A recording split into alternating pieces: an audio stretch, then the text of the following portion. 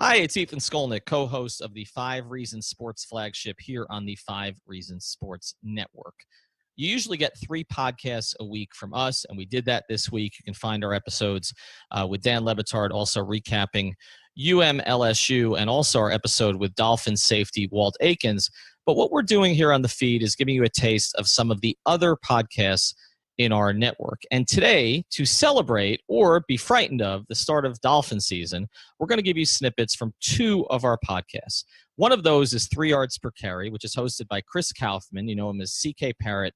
Alfredo Arteaga, you know him as Uptown Report. And Simon Clancy, you know him as the British guy. And they have a much more positive view of the Dolphins this season than our guys from Ballcast, you know as Slim, Kevin Mayer, also Chris Joseph, and Adam Smoot.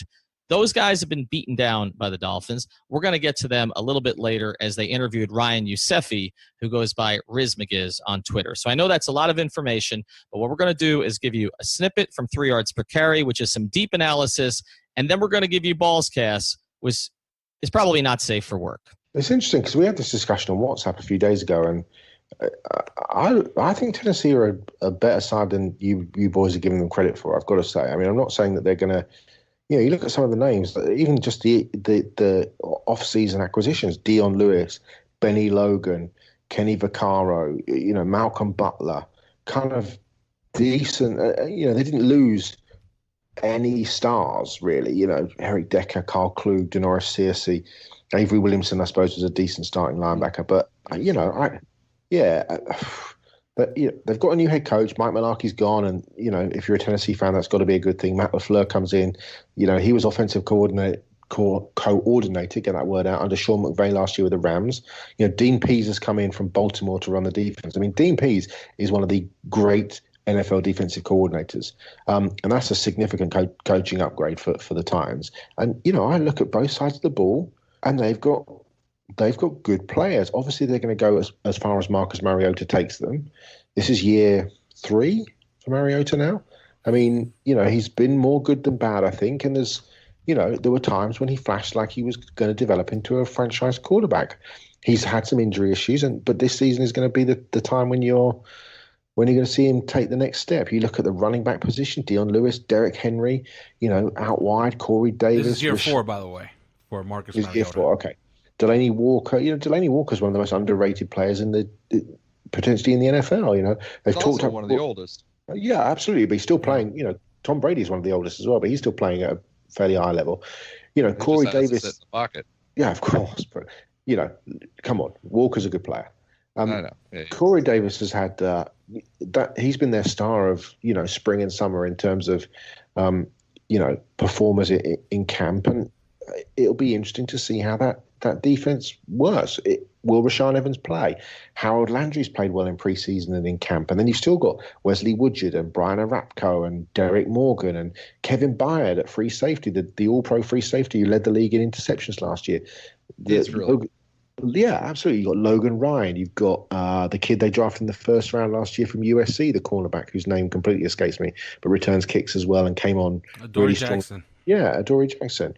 So I don't know. I think we underrate them at our peril, especially when you look at the not only the upgrades they've made in personnel on the field, but notably adding Matt LaFleur and Dean Pease. Be interesting to see how Mike Vrabel, is he a head coach really? Did he, if he'd have played for the, Bengals or whatever, rather than coming through at the Patriots, would he potentially have got the chance he got? Was he a really great coach with the Texans, or was he, working for excellent defensive coaches?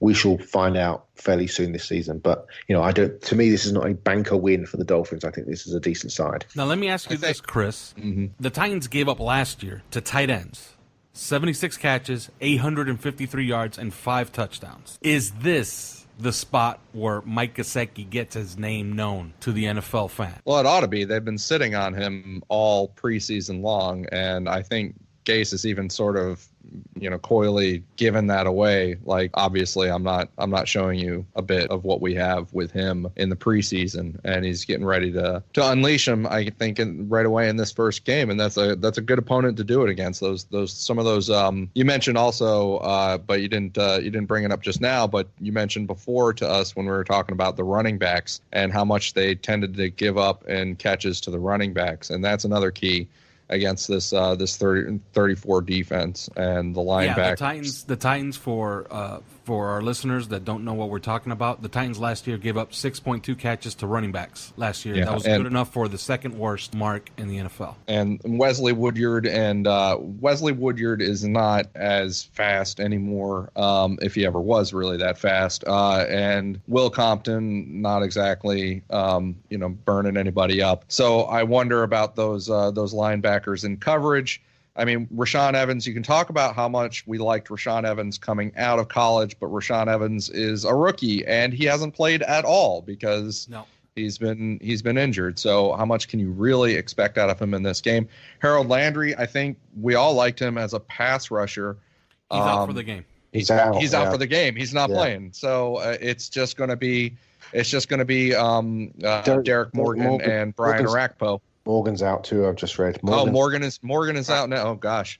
So so they're already. I mean, they're hurting already. We see that their right tackle, Jack Conklin, he practiced today, but they're not sure whether he's going to play or not because this was very experimental, getting him into practice today to see how he handles it and see how he reacts, how his body reacts the next day. So we'll find out a little bit more about that later. But if he's out, then they've got their backup right tackle going against Cameron Wake. Good luck with that. I think that the pass rush is not there. The pass coverage, I don't like Malcolm Butler. I think that, this will be another opportunity for Jakeem Grant to moss him in the end zone like he did the last time he faced him. I don't think Malcolm Butler is a good acquisition for them. I don't think very highly of Logan Ryan either. That's harsh on Malcolm Butler, by the way. Well, that's life. I don't think very highly of Logan Ryan. I think that having Kenny Vaccaro take over one of the stars, they just signed him like a couple of weeks ago, and he's going to start. He's going to start next to Byard. You're asking for trouble there. This is not a team that played well in the preseason, and I know the preseason is the preseason, but there are certain things about the preseason that you actually do pay attention to, like your pass coverage, your pass rush, and how well you execute in the passing game on the offensive side of the ball, as well as your special teams. Well, their special teams sucked in the preseason, and their pass rush sucked in the preseason, and their pass coverage was meh. And on the offensive side of the ball, they weren't executing in the passing game. I know that from a fantasy perspective, we talk about this with fantasy guys, and we're like, nobody wants to draft any Titans because nobody knows who's going to step up and be a good pass catcher for that team on the wide receivers unit. And is it Rashard Matthews? Is it Corey Davis? Is it, who is it? And I think that could be because the answer is, none of them. I think that you're right. Delaney Walker is a weapon. He is a strong player. He's also 34 years old. And so you have to worry about that. And here's the thing that I really worry about. So they get Matt LaFleur, the offensive coordinator of the LA Rams, and the LA Rams were stupendous last year, right? They had a great offense. So you'd think that that's a great fit and that's a great ad for them. Well, here's the problem, though. Matt LaFleur used 11 personnel, which is one running back, one tight end, and 3 receivers. He used it 81% of the time with the LA Rams last year. That was leading the league, okay? So they were foremost in the league in using 3 wide receivers and using 11 personnel. The Titans were one of the teams that used 11 personnel the littlest amount of time in the league last year, only 44% of the time. And there was a reason for that. Marcus Mariota, or the quarterbacks of the Tennessee Titans altogether, threw 3 touchdowns and 13 interceptions out of 11 personnel last year. They had a 57 quarterback rating. They were terrible out of 11 personnel last year. Well, now in comes LaFleur, who comes from an offense that is 11 personnel, 81% of the time. That's what they do. It's 3 wide receivers. This is how they do it. And already he's using it, near 70% of the time in the preseason. And they're not using any 2 running back looks in the preseason so far, and it seems to be something that's coming out of the playbook altogether. They used that. You say that that's last not year. True. That's not true in the preseason. I mean, the Green Bay game was they threw innumerable amount of screens. Week 1, yeah, but only week 2, literally one play. One play they used. They used 2 running backs. It was Dalen Dawkins and Nick DeLuca.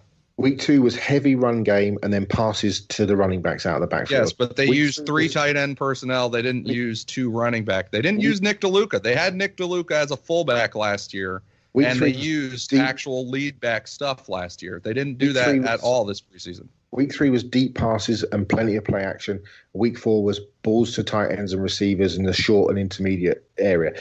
Scores meant nothing, obviously, as they don't do in preseason. But for LaFleur, speaking to one of the Titan beat writers earlier in the week on social media, he said to me it was all about trying to execute and figure out what the players could and couldn't do based off what they'd worked through in the spring and summer. Now they have film of what's worked and what doesn't. They can implement a game plan. And he said to me, look, we as writers have no idea what's coming at the weekend. We have no idea what's coming. They could run 10 screenplays or they could run no screenplays. It just depends on the flow of the game and where the coaching staff thinks that the Dolphins are weakest. And I just think that, if we go into this game thinking that we're going to be 81% of what we saw last year with the Rams, I think we're going to get bit on the arse. And you make very valid points as always. I just think it's just a little bit more nuanced than that because. Well, I think one thing that's being thrown out of the playbook altogether, and I really think they're full. So I don't even know. Do they have a fullback on roster anymore? Do they have Charleston Fowler anymore? Because I question whether they're going to be using that at all. I think it's all going to be 3 wide receiver, 11 or like 12 personnel, like Miami does. A lot like Miami's offense. Their projected depth Miami's chart, offenses. Their projected depth chart has 3 running backs act for the game. Yeah, David Fleur, Derrick Henry, and Lewis. Yeah, so they're throwing that out of the playbook, and what I'm saying is last year they were a 9-7 team last year, so they were pretty good, right? They had some good things going for them. And on offense, one of the things that they had going for them that worked out was they did use, some more of that 13 personnel and some more of that 21 personnel and things like that. And, the quarterbacks had 114 passer rating out of 21 personnel last year. Just quickly explain to the listeners. And that's being tossed out of the playbook. Explain quickly to the listeners who aren't as ingrained in football culture as some, what the difference is between 11, 12, 21 personnel in terms, just so people know exactly what we're talking about. The first digit stands for how many running backs are on the field. That includes fullbacks.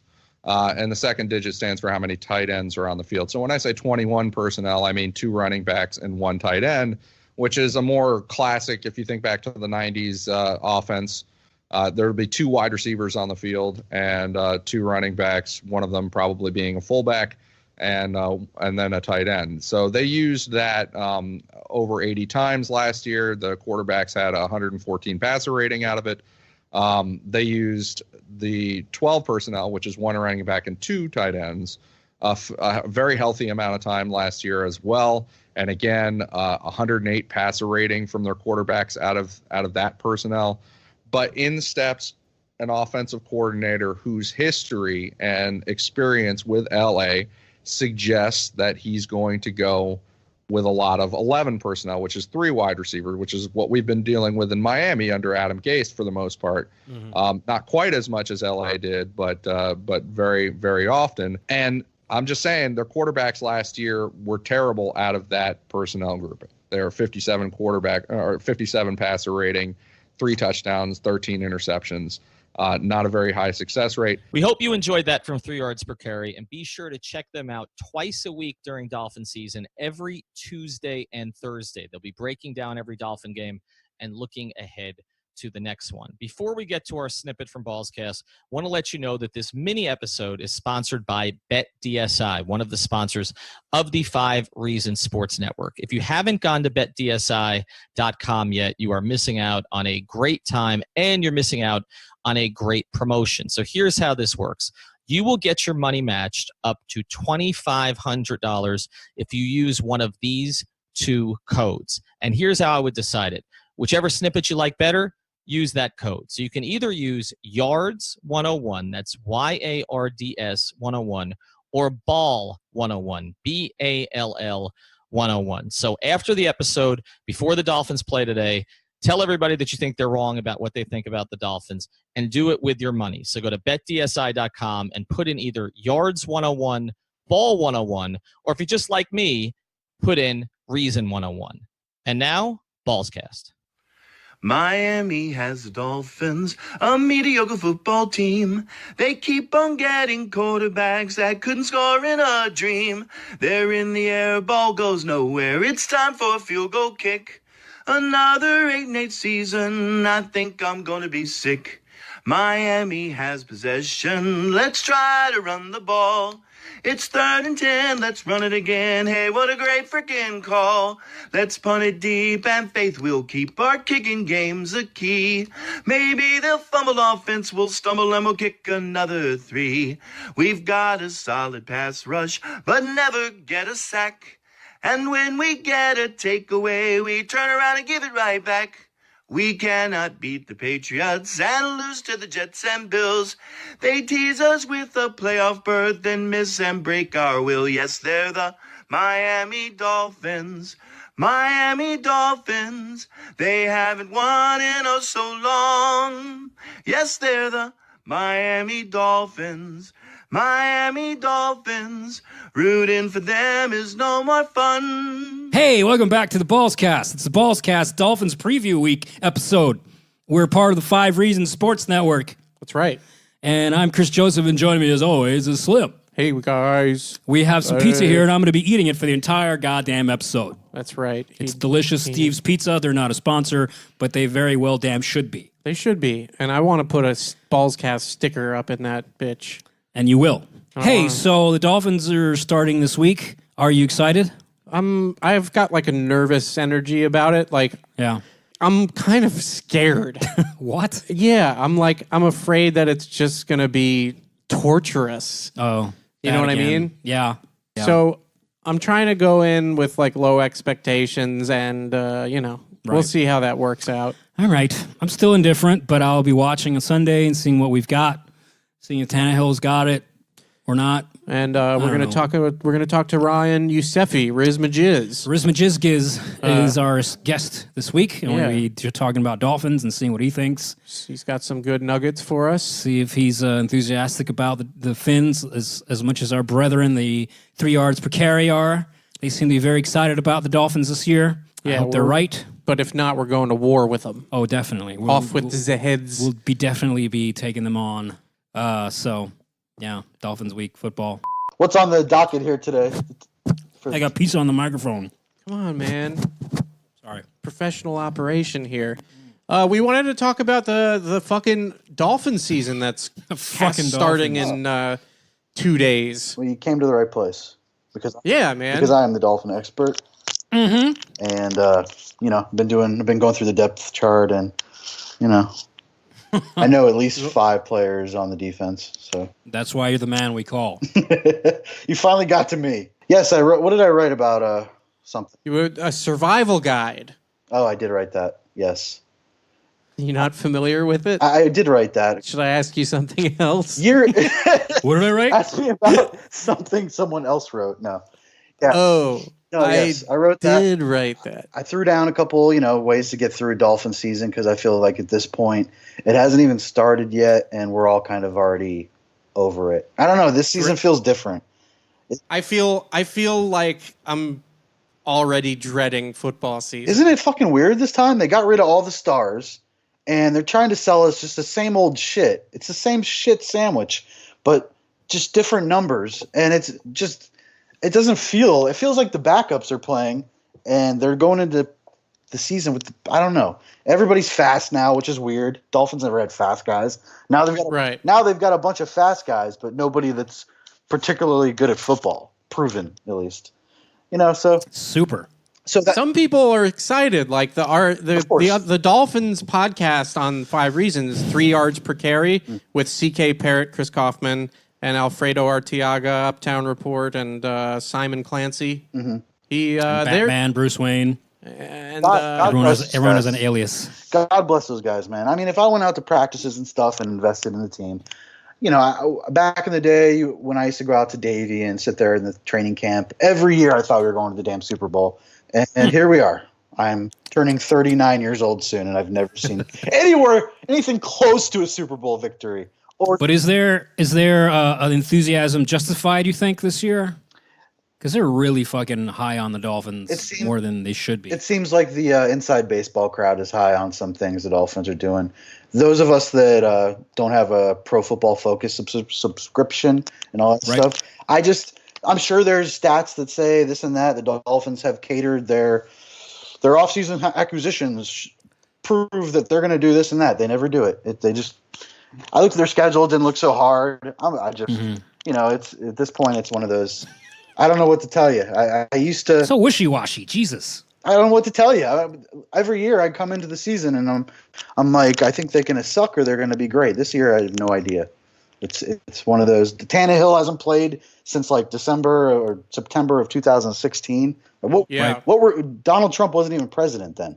I mean, look, it feels like 10 years ago. So what do we know? Maybe he can maybe when he starts playing, Donald Trump gets the fucking boot. Maybe he dies. Maybe he dies. If he dies, he dies. Yeah. But I respect those guys' opinions, though. Those guys on that podcast over there you guys have for, what is it? Yeah, they're fucking brilliant. 3 yards per carry. Yeah, they're awesome. They're really good. They do much more homework than any of us do. And especially CK Parrott, he's right on a lot of shit all the time. So when I see him say something, I actually invest in it and believe in it. Same here. And like before the preseason started, I was like all jacked up about this season, thinking like, I think they're going to be pretty fucking good. I don't know why everyone is like shitting all over them. It's so weird. All the national media has got them as like the worst team in football. It's pretty crazy that they're like, that was shocking as well. That's another thing that makes you not know what to think, because usually it's Dolphin fans that are like, we're going to suck. Now we have to defend ourselves because people think we're going to be the worst team in football. We're like, no, we're not. We're going to be 16th. We're going to be mediocre. Have you not been watching us play? We are the 16th worst football team. So this is a podcast about talking about another podcast. What is their biggest point as to why the Dolphins will be good this year? Is it speed? It seems to be. I think the defensive versatility, like that they have those linebackers now that are really fast, and Minkah Fitzpatrick, and like they can play like nickel defense as their base, and they can move safeties around and shit. And then like that they have Ryan Tannehill, who when he has time to throw the ball has actually been one of the better quarterbacks, not just like a 4th tier quarterback or whatever.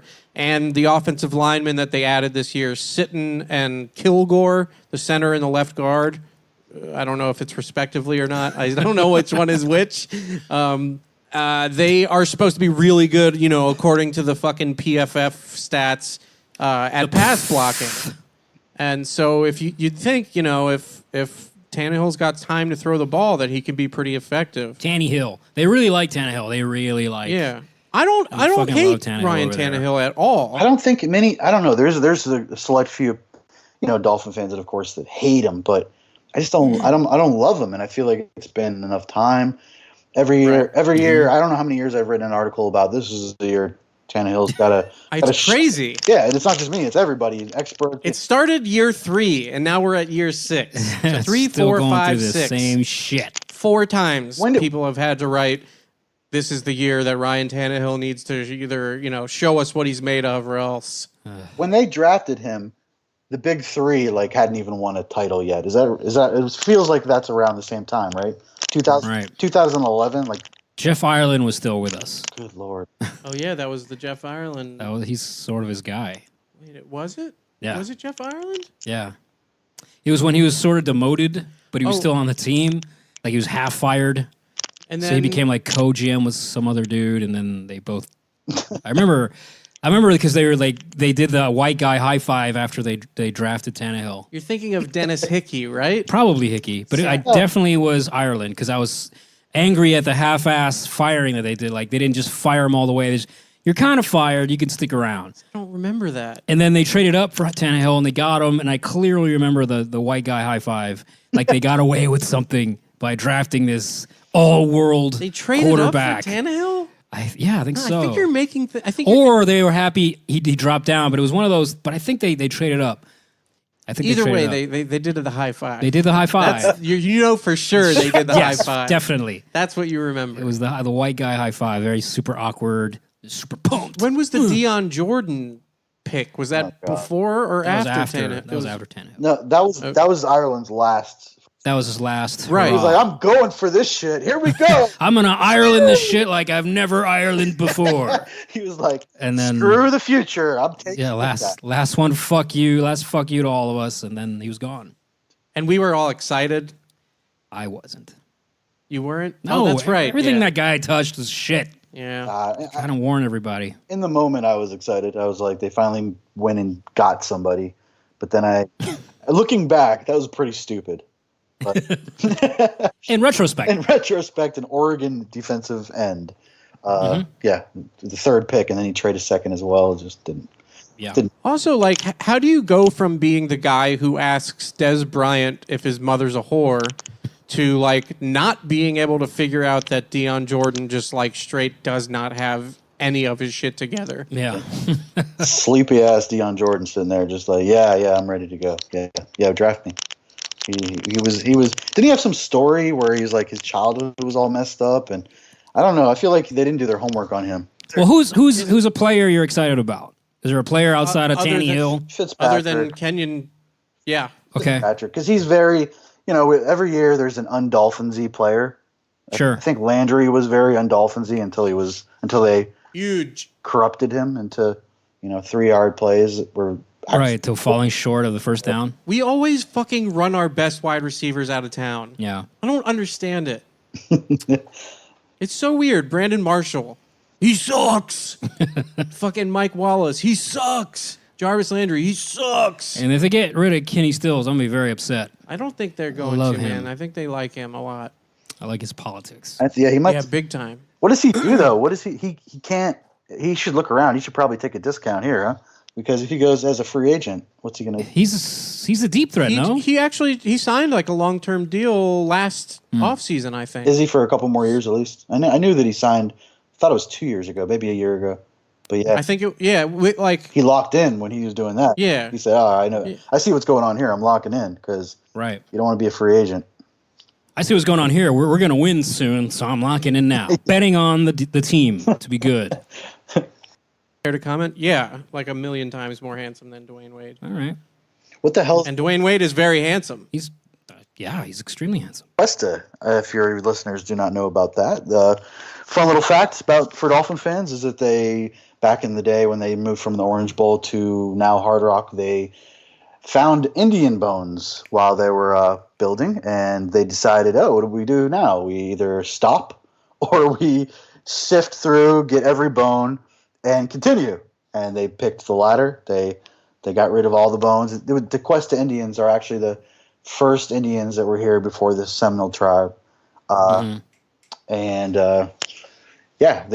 Miami is named after one of their terms, which is Sweetwater, I guess is what I found out while writing that article. And they are cursed because they are the stadium is built on Indian burial ground. And I broke that story a couple years ago. That's pretty much the end of that. So all these people talking about what's on the field, and none of that matters. It's over.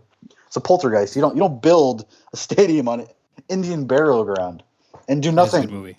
Yes. So that's where we're at then. We're just cursed. Never going to win a championship at Joe Robbie's as stadium. long as we're in that stadium.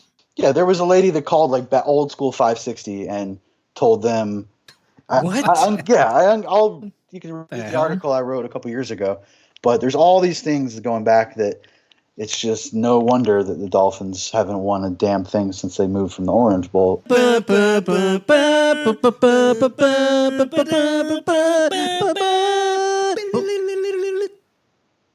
I'm stumped. Seen 2 Rocky movies.